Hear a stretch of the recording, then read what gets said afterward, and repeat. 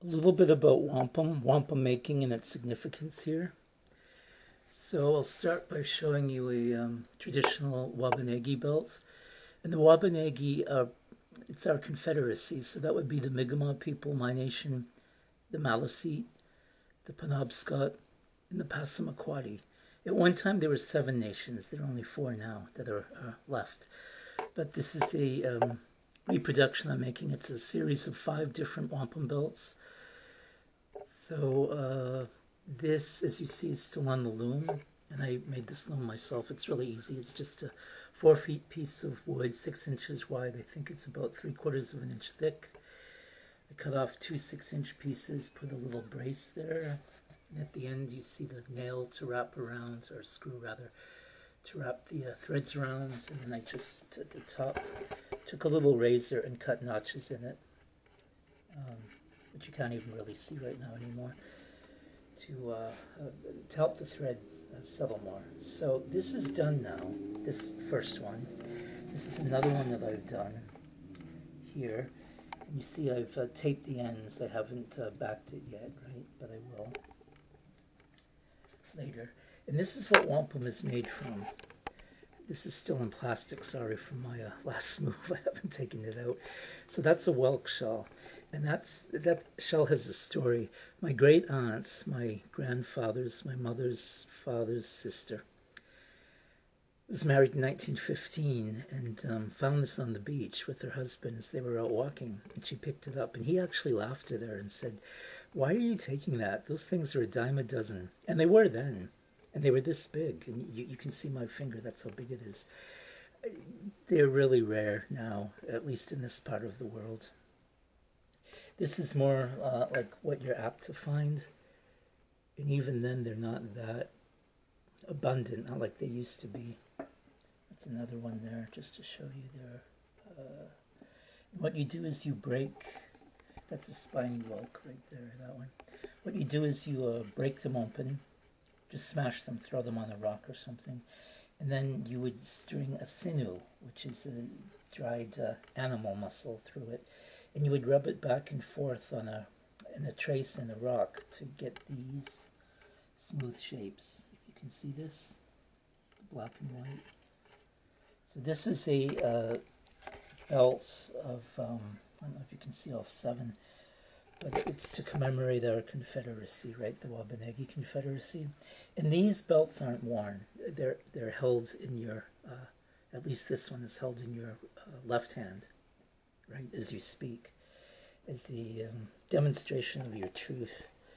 Do you know that wampum actually used to be legal tender until 1832? At Harvard University, you could pay up to 1/3 of your tuition in wampum.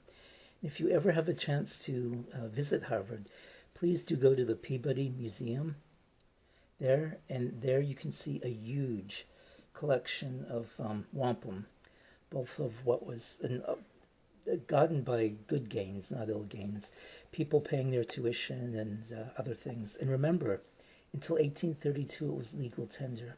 Then the Dutch in those days started in New York, well, what's now New York, started manufacturing wampum, and that really started bringing the price down. So after that, it stopped becoming legal tender because it just wasn't worth as much in European eyes. But it still is in our eyes, of course. Sometimes you can use like a cat's eye. It's not my favorite, and years ago I used to like play with it. I'd make little beads from that, but the whelk I think is the best. And these are examples of, these are some other belts I've made. They're not shell, of course. These are check beads, little glass beads. We did make beads too, of course, from shells and clam shells also. And clam shells have some really beautiful purple and pink in them too, shades of pink. Mostly purple, so purple, black, white are the most common colors of wampum. And you know, you can read anything online. I was reading something about red wampum symbolized marriage, and yellow did this and that. There is no red wampum. That's just, well, the internet's very patient, isn't it? People can write anything they want. But I included these two to show you As soon as check beads came around, trade beads, they were a really well uh, known and wanted trade item because it saved a lot of time from the other shells. People still made shell beads, but the check beads really gave them a run for their money. So this is something that I've made, and I've backed it on deer hide, and I've sewn it on, tacked it on with wampum, sinew. Sorry, there, sinew. This is one that I made for someone. Someone had ordered it, this particular one, and I had asked, of course, how they wanted it, and they only wanted the thread to go through each bead one time because they wanted to save as much money as they could. That's a bear paw there. And they didn't want it backed. And I remember telling the person, I can appreciate that you want to save money, but this is going to fall apart quickly because there's just too much tension on it. There's no backing. And if one bead comes undone, everything's going to just fall apart and all that's going to be lost. So I would recommend, the person then after I made it never came back to collect it. And I thought, you know what, I'll just use this as a like a teaching tool and explain that about the beads and the backing. So this is how I would, if someone were, and I probably wouldn't do that again. If someone had asked for a belt, I'd tell them, yeah, it needs to be backed. I need to go through all the beads a couple of times, right? Tack each one down. So this is how I would recommend. That's on deer hide, as I've said. And I would sew this whole thing on, put some felt.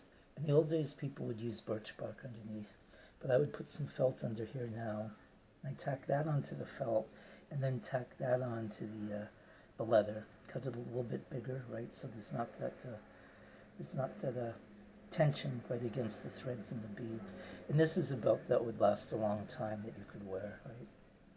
So as I've said, wampum, obviously, like this one, you're not going to wear. This, these are held in your hand as you speak, right? And they're to remember things. So that's a little bit about wampum, and I hope that you found it instructive and enlightening.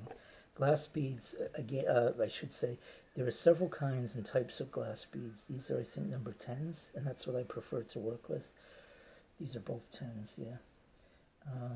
They get bigger. There's a size that they call pony beads. Those are a lot bigger, and those were more for, I don't know, decorations on things. Some people will bead their medicine bags with beautifully beaded like this.